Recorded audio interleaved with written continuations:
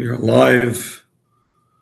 Good evening, ladies and gentlemen. We still got a minute to go, so meanwhile, I'm going to share it on a few platforms, and then we'll go weiter. Facebook changed their cameras, so I had to move my thing back a little so it doesn't zoom into my nose. I love when tech companies think they're making things better. All they got to do is just leave it alone. It's doing okay.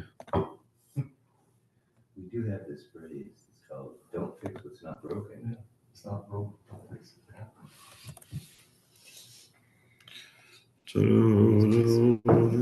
Better. You know.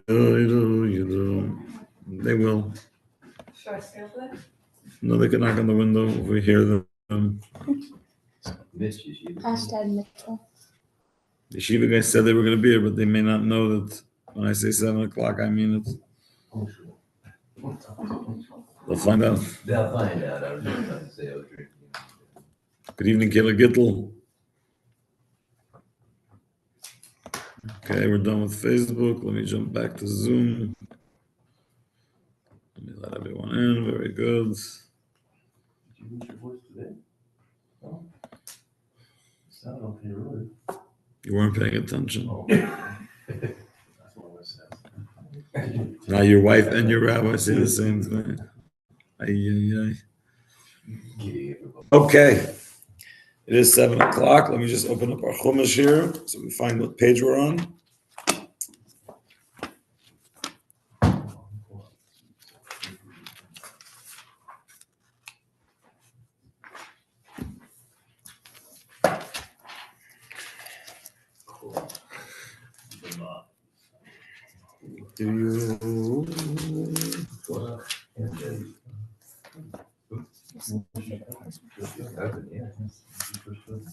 Page 916.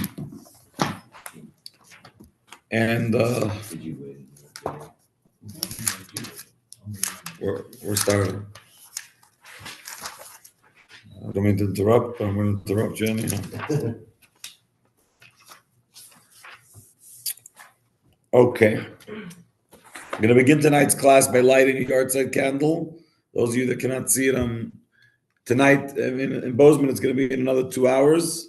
But for many of you, where you are right now, it's already night, especially those of you on the East Coast.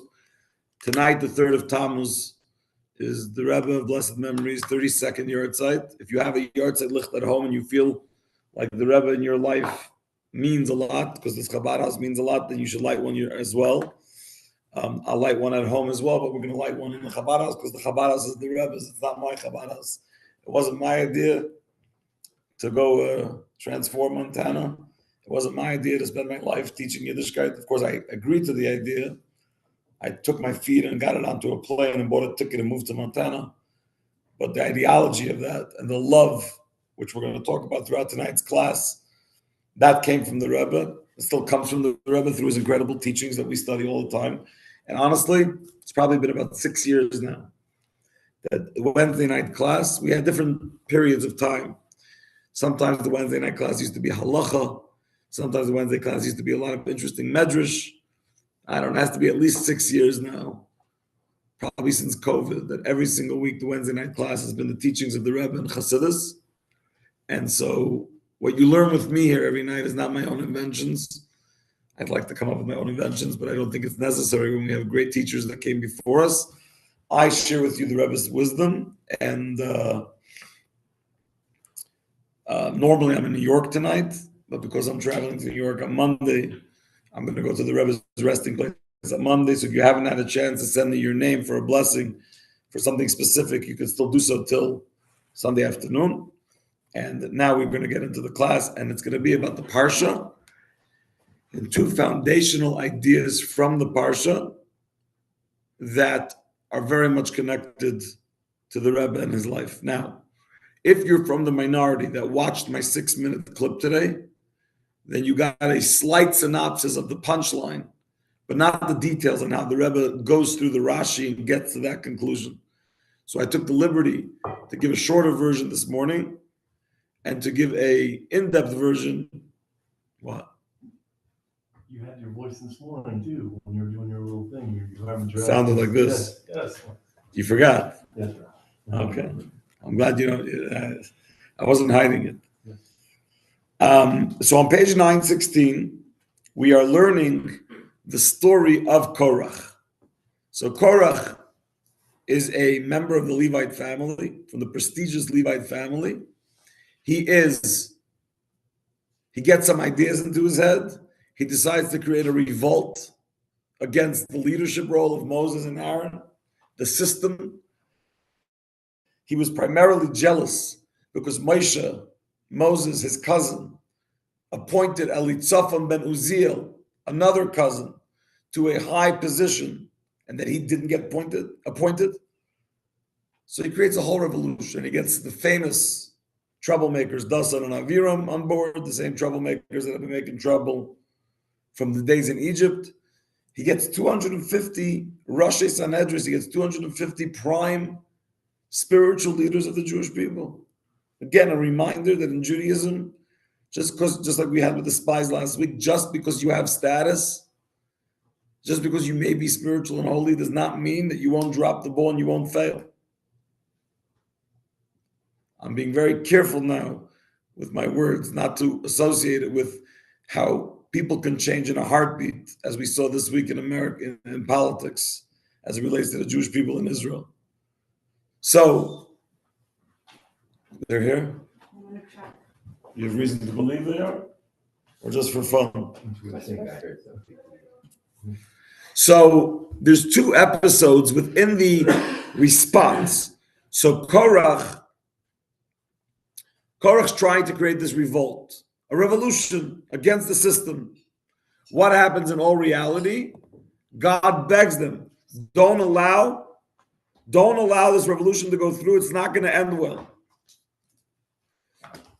Korach's insisting he's not going anywhere. He's going to continue his revolt. He's going to continue his revolution. Now comes the night before the showdown. Now they're going to have a showdown the next day with the incense offering, with the Ketores. Guys, we'll be back in a moment. There's been an invasion. 1 second. Okay. Invasion is now done, and we're going to go back to our regular broadcasting. So, it's the night before. They're going to have a showdown with this Ketores, with the incense offering, and anyone that's not in the right place, where they don't belong, in a similar way to Nadab and Avihu, Aaron's two sons, who in the book of Leviticus ended up dying because they entered the wrong place at the wrong time with the wrong status. You're going to go down. Now, imagine for a moment you're Moshe, you're Moses. These arch enemies, these antagonists, these people that have pure animosity towards you. This is finally your moment. What's your moment? God's going to get rid of them and show them who's really in charge. And who's in charge? Moshe and Aaron. A normal person, he wouldn't say it out loud. He wouldn't want to seem too arrogant or too. You don't want to experience too much Schadenfreude, as they say in German, the joy that you get from the suffering of people you don't like. But inside, deep down, you don't think Moshe was like, finally get rid of these nuddiks. By the way, if we can get rid of Dasan and Aviram, those two guys, they're making trouble with me from the days I had to run away from Egypt. They were the ones that were, threatened to report that I killed the Egyptian, saving him from saving the Jew who was being murdered by the Egyptian. So there's two Rashis here on the verses. Both of them bring us to a similar conclusion about who Moshe Rabbeinu was and how he interacted with Juri. The first one on 9:16, again, this is the night before. God says, "Vayidaber Hashem al Moshe al Aaron le'emor." God speaks to Moshe and Aaron. He badlu mitoicha eida, back away from these people. Don't stay anywhere near these troublemakers because they're going down. They're going down. V'achala oisam karaga, I'm going to annihilate them. Is that Mitchell at the door, or you need a chumash? V'achala oisam karaga, I'm going to annihilate them. Don't be anywhere near them. Vayiplo apneim, they fell on their faces. Vayomru, and they said, Keil elekei haruchos. They said, merciful God who knows everything. Ha'ish echad yechta. If one person sins, are you going to get angry and pour your wrath out on everyone? Seems like a fair statement. Moshe and Aaron, especially Moshe, is telling God, think this through, God. Right? Similar to Abraham when he spoke about the cities of Sodom and Gomorrah, maybe there's 10 good people. Why would you kill people that are not sinful? So Rashi comes along and says, quote, the master of the merciful God, you know what goes on in people's heads. Your attributes, God, are not like the attribute. George Wallner is joining. Where's John? Oh, there you go. He's joining class right now. You know what goes on in people's heads. You're not like a regular king, a person of flesh and blood. Melech basar v'dam shesarchal of mitzvahs medina, a king of flesh and blood, who part of his community, part of his nation, sort of doesn't like him anymore, which happens all the time. He doesn't know who's the real problem. He starts getting today you go on Twitter, you try to find out.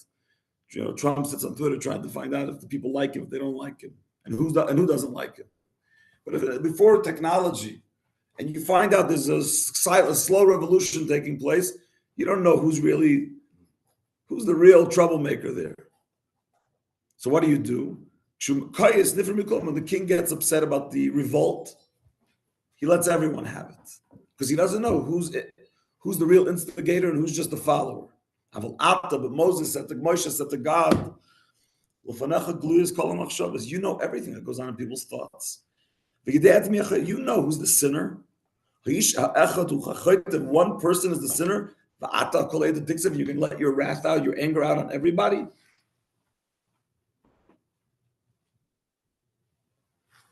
Amar Kadosh Baruch Hu, God responded to Moshe and said, Yafa Marta, you're right. He says to Moshe, you're right. And I do know who's the troublemakers. And you'll see who dies, and you'll know that I know exactly who are the sinners. In other words, Moshe was trying to save some lives by saying it was maybe not as many people as God wants to take out were really involved. And God says, if you truly believe that I know what I'm doing, then back off, because I'm only going to kill those who are actually sinners. Now, when you read this Rashi, the whole thing seems superfluous. What do we need it for? Do we not know that God is a God of justice? Like we have to make an analogy with human kings? A human king doesn't know what goes on in people's minds, but God knows. Why do we have to make that comparison altogether? Why can't we just say, don't kill people who are innocent? Moshe could have come to God just like Abraham did without any analogies and just said, hey, I'm really concerned, Almighty, that innocent people shouldn't die here. But instead, there's a whole drasha, a whole comparison with the king of flesh and blood. Furthermore, even a king of flesh and blood, the Rashi analogy is that a king of flesh and blood would kill a whole bunch of people innocently. But the Rebbe, when he analyzed this Rashi, says, what do you mean? A sane, decent, humane king would not do that. A good king, even if they're a king, but if they're a decent human being, they will do their homework, they will do their research, they will do their investigation, find out who's really the troublemakers, take them, punish them, use them as a lesson for society. He wouldn't just wipe out. Only tyrannical Iranians do that. Hamas does that. A normal king would never do that. You think if the king of Morocco tomorrow found out, or the king of Denmark, or the king of England, for what they're worth, if they found out that there's a small revolution, a small revolt, you think that they would just kill everyone, or they'd find out who's in charge and try to get rid of them? So why would Rashi say that a regular king would have never done, a regular king would kill everyone, but God knows everything and he wouldn't? It seems, again, like extra information that doesn't really apply to God. And in the answer itself, you start getting an answer to the analysis of Rashi. Because Rashi, in his own language, says, Melech basar v'dam, king of flesh and blood, shesarcha olav mitzvahs medina.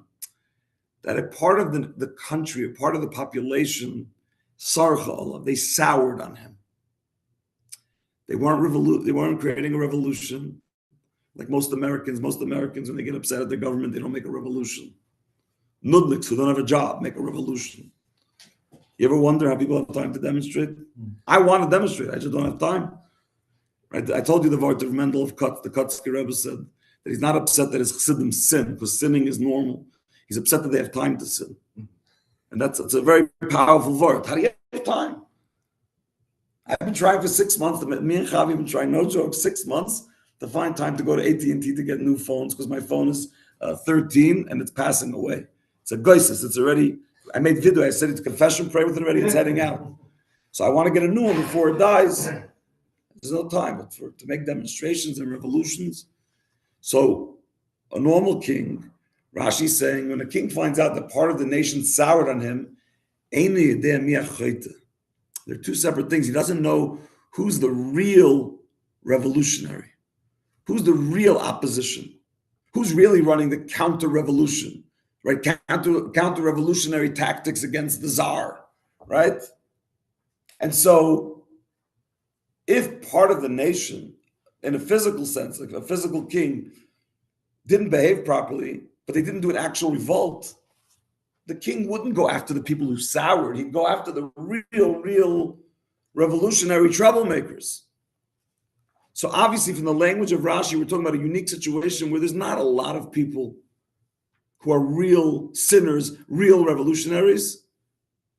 Some of them were soured because they got fed information. This is before the media, but just imagine you get information, you sour on the particular leader.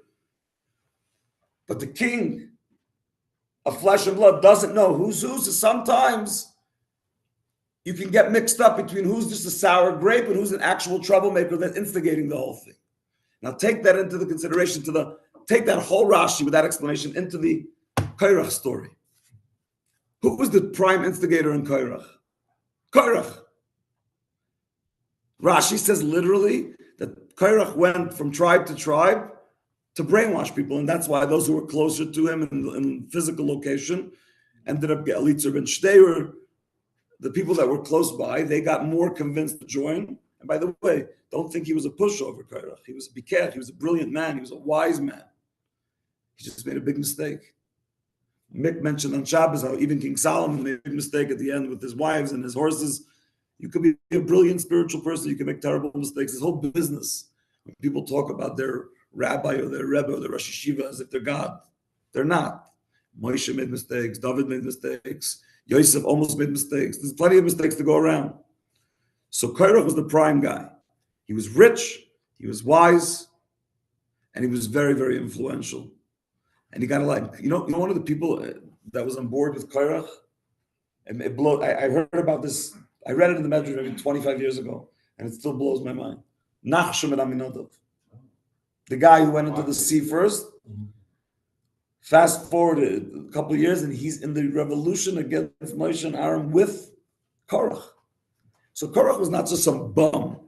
Korach wasn't a guy on a motorcycle, like part of a, you think of him as some thug with tattoos on a motorcycle gang. He was a holy Jew, a misguided one. So he goes around to all the tribes to get people on board and creates this revolution. And Rashi makes it very clear that even though Dasan and Aviram joined the program, it was a location thing. Dasan and Aviram were part of the tribe of Reuven. They were close by, so they joined up. They weren't in charge of this one. They made a lot of trouble before. This one was simply, if you want to say, in the wrong place at the wrong time. So Moshe comes to God. And that's where, now we can understand what Rashi's saying. Moshe comes to God and says, listen, in a situation like this, if you take the Korach situation, we have an influential leader, a rich man, wise man, who started the whole thing from scratch, the entire revolution. And then he used his influence to get everyone else on board. Then even though he did get other people on board and they soured against Moshe and they soured against Aaron and they soured against God's system, they're not the real culprits. Who's the real culprit? Korach. So he comes to God and says, God, you know everything. You know everything that's going on in people's heads and hearts.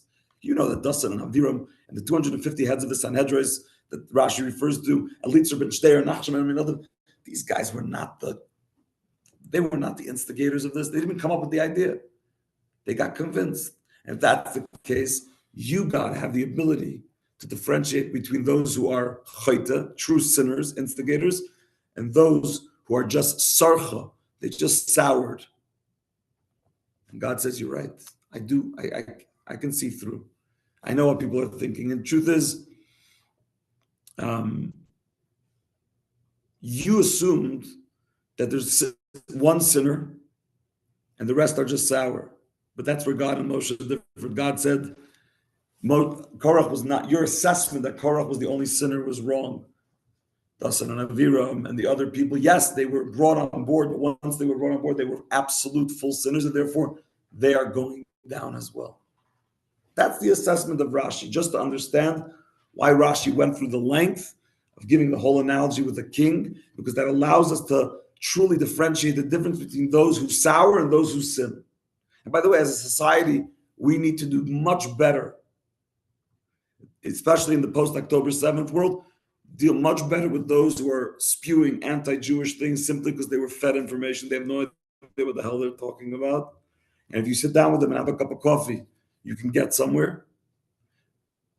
To lump them together with the instigators, the Qataris, the Palestinians, the real Jew haters, is a big mistake. Because the Jew haters, the Qataris, the Columbia students, whoever the original anti-Semites are, the Tucker Carlsons, the Anna Kasparians, Harvard was small potatoes compared to Columbia. But Harvard could also go down with them. It's a big mistake a lot of Jews are doing and lumping everyone into one thing. I like doing that too, but living in Montana, you get to realize that most people who say things that are anti-Jewish, it's not from knowledge. They have no idea. They never met a Jew before. And if you interact with them long enough, do some business with them, give them a job, they start loving the Jews very quickly. $180, you can get them on board with the Jews, get them a job to paint your garage, and they'll never hate a Jew again. But anyhow. So it's good to understand that from Moshe's perspective, there's a difference between the real sinners, the real troublemakers, the real instigators, and then the followers, the ones that get sucked in.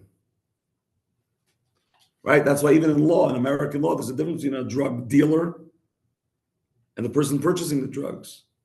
Why? You're the dealer. You're the key troublemaker. They're just the ones getting sucked into their addiction. But here's the punchline of that Farbrengen from the Rebbe that really hits it home. The Rebbe says, if you study the last 30 parshas, no, 25 parshas, you discover that Dasan and Aviram were the biggest thorns in Moshe's side. Back in Egypt, with the manna, they played games. Wherever they can play games, they played games. Right? Even in this week's parsha, before the end game, they said, Hama'at Keli son. This was not Korach, this was Dasan and Aviram. You took us out of the land of, they called the land of Egypt the land of milk and honey. To take us to this desert so you could be in control of us because you're a tyrant. You could poke my eyes out, I'm not coming to talk to you. Because Moshe sent the message, they should come chat with him. And they're like, go to hell.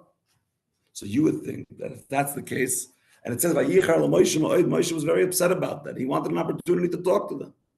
And they had such an arrogance, such an animosity towards Moses, that's illogical. So the night before they're about to go down, they're either going to get swallowed in the ground or burned because of bringing the offering. You'd think, what does Moshe do? Makes a silent prayer that everything should go well in the morning, we get rid of them. Instead, he's arguing with God about saving them. He's giving Dasan and Aviram the benefit of the doubt, that maybe they really were not the real instigators here and they don't deserve to die tomorrow. Only Korach should die tomorrow. Where do you find it anywhere else, that level of giving the benefit, that level of non-judgmentalism? The guy is the biggest thorn. And you don't even have to do anything to kill him. You don't have to do anything to take him out. He's going to go all on his own. And yet Moshe spends time debating with God with the whole mashal, with the whole analogy about a king of flesh and blood, and is there a sinner versus a follower versus the leader? Who are you doing it for? Think you're trying to save some goody gumdrop? Who are you saving? Dasan and Aviram? Can we just let them fizzle out and goodbye, Charlie? Moshe Rabbeinu is a lover of the Jewish people. He's a lover of humanity. And even the people that are a thorn in his side, who personally would be a great blessing for him to get rid of them, he's not letting them go. And he's at least trying, attempting, and it continues. It doesn't end there. Where does it continue? Look at the next verse. So he argues with God and fails. Right? So God says, I'm taking them all out. So Vaydaber Hashem Moshe Lemar, Daber La'eda, speak to the congregation. Tell everyone to back out of the area near the tent of Korach, Dasan, and Aviram. What does he do? Moshe stood up. He went to Dasan and Aviram. We're still on 9:16. The leaders of the Jewish people went behind him. And then he went and told everyone, they got to get out of there because this whole area is going down. What's odd about that whole statement? Look back at verse 25 and 26, or I should say 24 and 25. God says to Moshe what?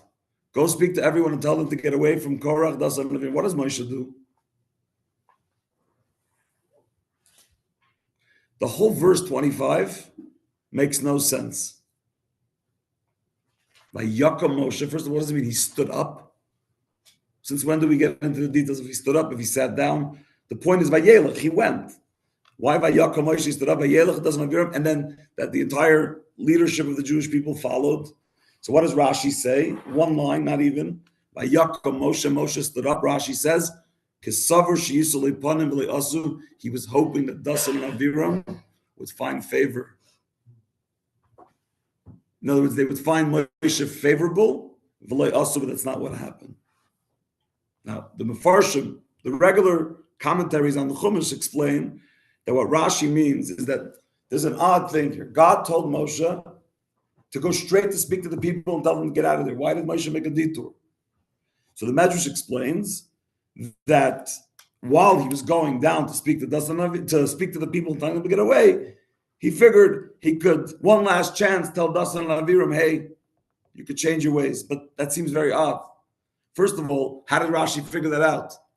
Rashi doesn't get to decide in the 10th and 11th century that Moshe went to encourage Dasan and Aviram to change their ways. Where did he pick that up from? You can't just make it up on your own. And why would he do that on his own? If God told him to go speak to the people, why make a detour altogether? And why by Yaakov Moshe? Why did he stand up? Why do we need to know that? You know, if you ever studied the Rebbe's Rashi, there was a rabbi actually, he might even be connected to YU, just FYI. Rabbi Waldman was his name. He had a brother who was a Lubavitcher, and then he was like a Mizrahi Jew that lived in Israel. And in the 60s, when the Rebbe started interpreting Rashi, he said, it's not fair. I have a lot of questions on Rashi that I'd like the Rebbe to address, and I'd like to have an advance notice so I could prepare all the commentaries. So I sit at the Fabrengen. So from that, every week he would give in a list of questions to the Rebbe on Rashi, and then the Rebbe would address it. So he was a Rashi expert. This Rabbi Waldman, I think he lived in Hebron or Kiryat Arba. So the Rebbe there's volumes and volumes called Rashi Sichas, just of the Rebbe analyzing, dissecting a Rashi, and then building it back up to understand what Rashi's real chiddush is, what the real novelty in his teaching is. Over here, first of all, we have to understand from the verse, what is about Yaakov Moshe? Moshe stood up. Since when do we get that information? And why would Rashi, the Dibra Maskal, Rashi is basing his commentary on the word that Moshe stood up. Why not on the words Vayelech, that he went to Dasan and Aviram? And after God told him to go speak to Dasan and Aviram, after God told him to go get the people out, who gave Moshe permission to go talk to Dasan and Aviram again? And how does Rashi know that? The words by Yaakov Moshe, that Moshe stood up, the Rebbe says, is the answer how Rashi knew that. Why? We know from Parshas Chayesara, when Abraham was burying Sarah, it says by Yaakov, this day Ephraim, right? And Rashi says, that when Abraham bought the land from Ephraim the Hittite, the entire land was elevated to a new status because now it was owned by Abraham. The word by Yaakov doesn't mean that he stood up physically from his chair and went to speak to them. It means there was a transformation here. What kind of transformation? Says Rashi, that he felt, Moshe felt that maybe Dasan and Aviram will have a change of heart. How? He elevated himself, Moshe. What does that mean? He came to Dasan and Aviram, just like over there, when Abraham bought the land, it says it went from the hands of a layman to the hands of a aristocrat, from Ephraim to Abraham. Over here, Moshe decided he's going to go to Dasan and Aviram as a last chance.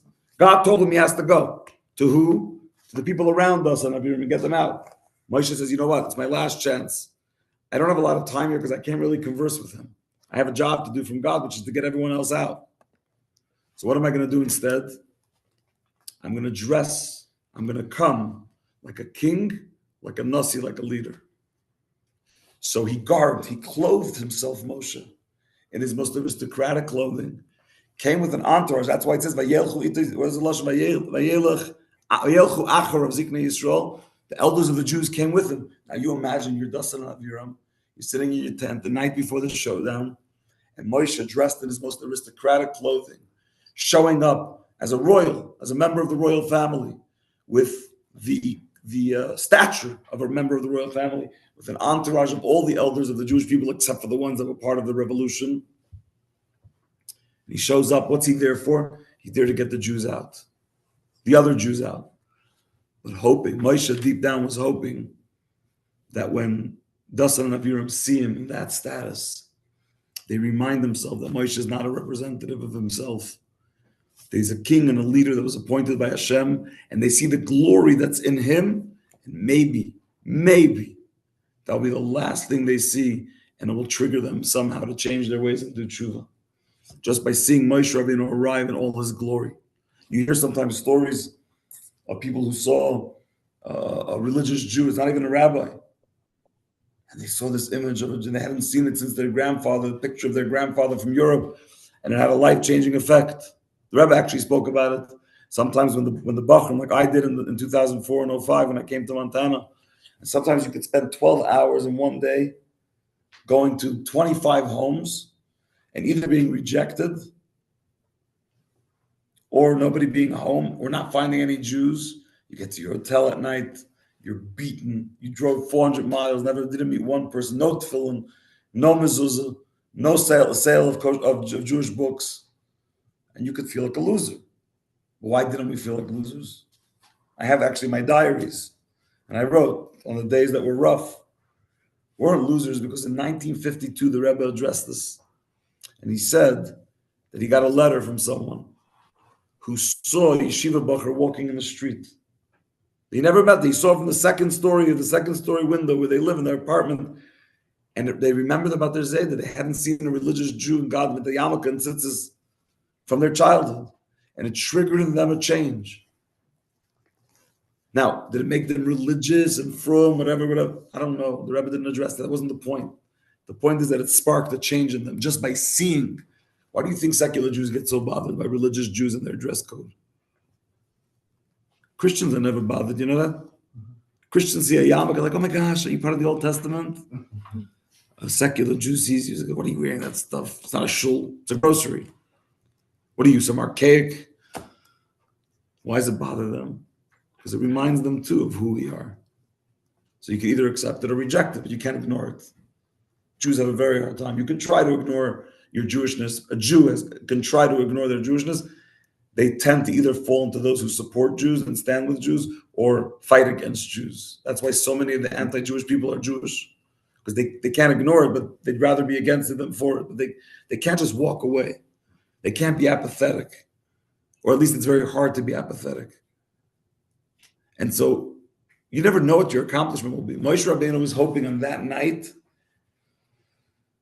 one last saving grace, that he'll march down with the entourage, and Dasan and Aviram, who have been his arch enemies for God knows how long, will see them and realize that tomorrow ain't going to be a good day. Let's have it. Maybe that image of this glory, this royalty of Moshe and Aaron would have an effect. So he didn't sway one drop from God's command, because had he paused to go talk to us and Aviram instead of going to get the other Jews out, it would be neglecting what God commanded him or going out of order. But he could do both at the same time, not by talking to them, by showing up, and maybe, just maybe, they will change their ways. And think about that too. He finished arguing with God about saving them. And now he can say, listen, I'm done. We gave them every opportunity to change their ways. Now I'm going to follow what God says, get everyone else out so they can get swallowed on the ground and burned alive without anyone else getting hurt. But Moshe can't help himself. If there's still a chance to knock some sense into a Jew and inspire them, even if they seem totally out to lunch and irredeemable, he's doing it. And that seems to be the theme in Moshe's life. In Exodus, he's fighting for the Jews after the golden calf. God says, hey, you'll be okay. I'm just going to get rid of all these people. He says, no, you're not. If you get rid of all these people, erase me from your Torah. Does the dress say that he stays in that dress when he visits the rest of the Yeah. It wasn't really about a particular set of clothing. We definitely don't know those details. But Rashi understands from the language, from the linguistics of the verse, that there was something else going on here, and he deduces it based on what it says in Bereshis and Chaisara, that it means that Moshe changed his demeanor and his stature and his representation. 5 seconds, by the way, right? How long does it take to me to go from a dress from a guy who nobody looks at to a guy who every person in the store, you want to watch, you want to do a sociology project, come to Town and Country when I'm wearing my Lululemons and my so yeah, the people who know me, good morning, Rabbi, how are you? Then walk in like this, with the suspenders, without the jacket. Everyone in the store, Rabbi, dressing spiffy today. It's a whole conversation. What did I do? I just took off my jacket, the shleikus. You know, shleikus in Yiddish, suspenders, a shleikus. It changes everything. Why? Especially in a society that travels on planes in their pajamas, right? You ever see what goes on in the airplanes or Walmart? People, adults, they're going to Walmart in their polka dot pajamas, in the middle of a store. No self-respect, garnished. Then you get on a plane.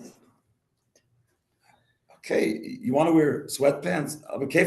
Buy a nice pair of sweatpants. You had to buy those verkackte sweatpants and then march onto the plane. I don't want to be in your bedroom in your pajama pants. People walking around in pajamas. Yeah, same thing. Same thing. My point is, Moshe didn't have to do that much to show up in royalty as an aristocrat, as a leader, as a king, which he was both. He was a Nasi and a Melech. But he didn't need to. He could have come in his Lululemons just to message guys, get out. But he didn't, because he never, for a moment, until the day he died, he didn't even want to die because he didn't want to leave his nation alone. He didn't care about himself. Yeah, he wanted to go to Israel, but that ship sailed. He didn't want to die because he knew if he dies, he won't be with his people. That's why he made that famous pledge with Hashem. He had that famous conversation on Mount Nebo where he died, where he says to God, that promise me that I'll be reunited with my nation that I took out of Egypt when Mashiach comes. These were his people. And that included the sinners, the antagonists, the atheists, the troublemakers, the system revolutionary, the counter-revolutionary. They were all part of it. Now, you don't surrender to Dasan and Aviram. You don't surrender to Korach. You don't give up your principles because there's some wealthy, wise troublemaker. We ran this Chabad house for 19 years. Seth has been around from the beginning. We've had our 1 or 2 people who had money, and we're not that stupid, but they thought they can come and control the Chabad house. They're going to take over. They're going to tell the rabbi what to do. And Baruch Hashem, they're anywhere near Montana. You don't do that. This is the Rebbe's institution, and we follow Allah and we follow Chabad Hashkafa. And if you don't like it, fly yourself a kite.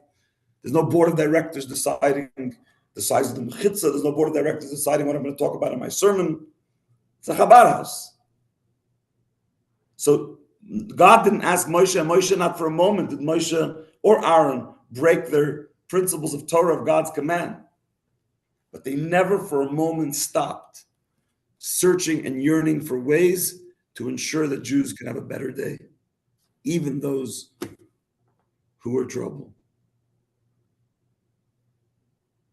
And for what it's worth, there's not a Chabad rabbi in the world that hasn't had people in the community who spend years bashing them because they're reform, conservative, whatever, and then they needed something. My cousin's coming from Israel, Rabbi. Think I could bother you for kosher chicken? Me? I thought I was the Antichrist. I thought I was the real trouble. Suddenly, and that's okay. You don't say, that's my job. You're a Jew. You need chicken for your cousin. That's part of my job.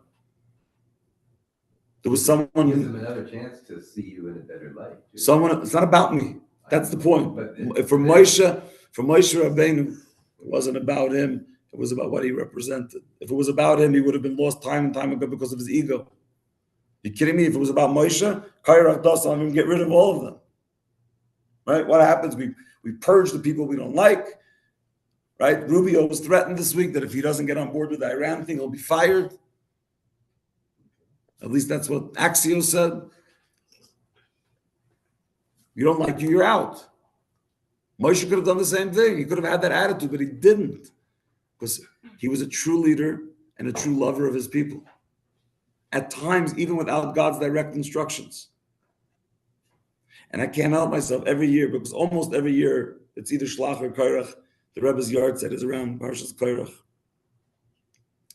And I think of the Rebbe's life. Never held grudges. There were leaders in the Jewish community for various reasons in the 50s, the 60s, 70s, different reasons. When he came out with the campaign to put on film with people, so Satmar was upset. When he came out about not giving any parts of Israel to the Arabs, which now, of course, we all realize he was 1,000% right, not 1 inch. So other parts of the Israeli society were upset, including many people in the Mizrahi party and the Aguda party. The Rebbe never cared about what the consensus is out there, what the surveys say. But at the same time, the same people who he was fighting their ideology, he never fought them. He fought the ideology. Never once did he allow that to penetrate his relationship with any Jew. The Rebbe had a relationship with the Satmar Rav, with Rav Herzog, the chief rabbi of Israel, with Rav Yasher Ber Soloveitchik, from a dear friend of his from way back, from Yeshiva University, from the modern Orthodox world. Pick your person. Chief justices of the Supreme Court of Israel, who were the most anti-religious lefty people, showed up at the Rebbe's Hakavas and Simchas Torah. I shared it once in Shul. And the Rebbe gave them a Sefer Torah to dance with. And the crowd went crazy. That guy, he's literally fighting all of religion in Israel. He's trying to secularize Israeli society. A Jew wants to hold the Torah at Hakavas, and you want to start judging them now? Who put you in charge? Where's the love? Where's the Moshe? Where's the redeeming? Where's giving people a chance to be redeemed? That was his entire life mission, to ensure that every Jewish brother and sister on earth, of every flavor, whether they're in the dumpster fire of drug addiction, or they're locked up in a prison cell, to whether you're some super duper billionaire, we come to each of them equally with the same thing. Tefillin, did you put on tefillin today?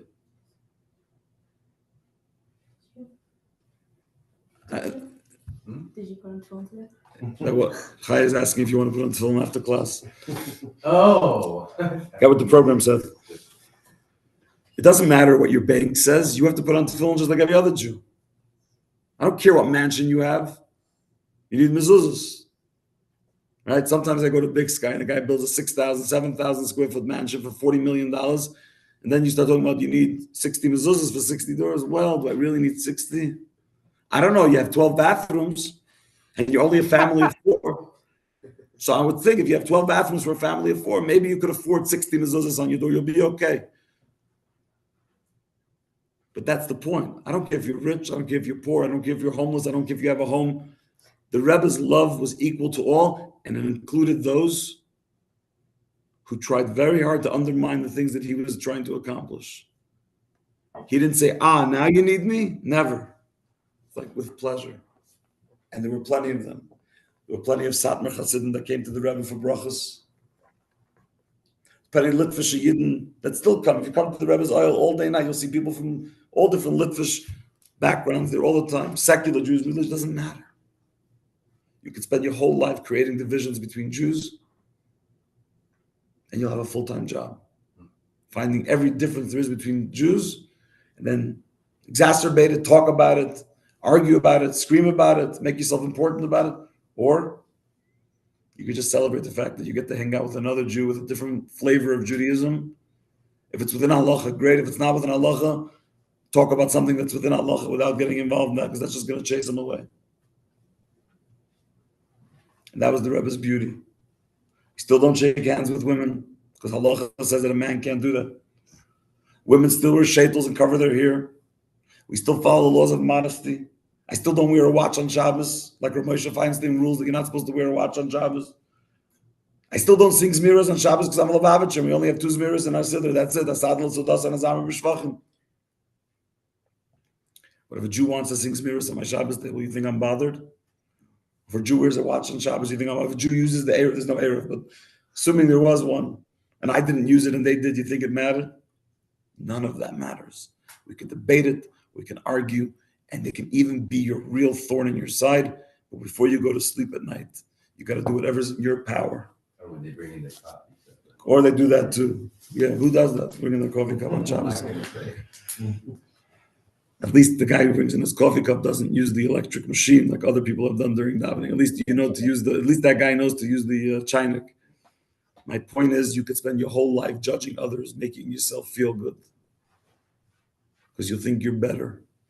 Or you can celebrate the fact that Jews are awesome people and that even the Dasan and the Virams of the world and the Karas of the world didn't come from nowhere. They have an illustrious background. And if we can try to channel that and help them, in that case, Moshe wasn't successful. It doesn't change the fact that we should constantly try to accomplish that, because that's how we keep our family, our Jewish family, united, non-fragmented, and ultimately usher in the time when we will be all united in a revealed way. The coming of Mashiach Tzidkeinu may be speedily in our days. Amen. As I said in the beginning of class, tomorrow, if you're in Bozeman, tomorrow morning at 9:30, there'll be a minyan for Shachris in honor of the Rebbe's yahrzeit. We'll say Kaddish, and we'll have a minyan for Shachris, including a Torah reading. And if you're able, if you feel like the Chabad House benefited you in any way in your life, this is the Rebbe's Chabad House, do something in his memory, do something in his honor, a mitzvah, a good deed, light a candle, do something to give gratitude to a soul that came into this world in 1902 and passed in 1994, but still shines his light every single day through his thousands and thousands of students and Chabad houses. And Chavi and I feel very honored to carry that torch to the state of Montana. A good Nacht. If you're in Bozeman, join us in Shabbos. We'll have a good Farbrengen together. It looks like I froze on the Zoom. It's okay. You see me in this great pose. And we'll see you back here sooner than later. Sei gesund.